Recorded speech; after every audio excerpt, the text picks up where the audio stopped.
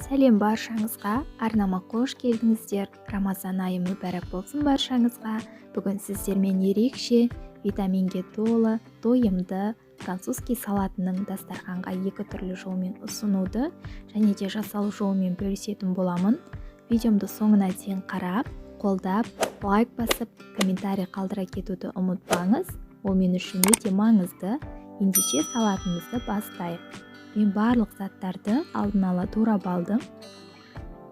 Рецептінің толық нұсқасын төменгі описание бөлімінде қалдырдым. Сонда өтіп қарасаңыздар болады.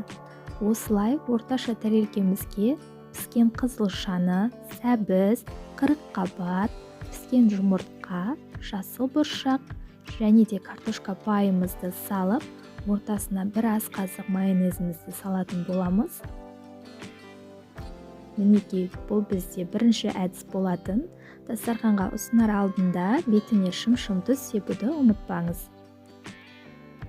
Ал енді екінші әдіспен дайындайтын боламыз.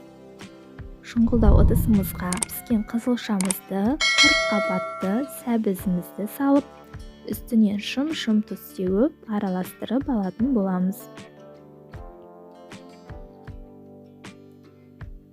Оның үстінен жұмыртқамызды, жасыл бұршағымызды және де 2 ас қасық майонезімізді салып, салатымызды жақсылап араластырып алатын боламыз. Дайын болған салатымызды тәрелкемізге салып, бетіне картошка пайымызды қойып, дастарханға ұсынсақ болады.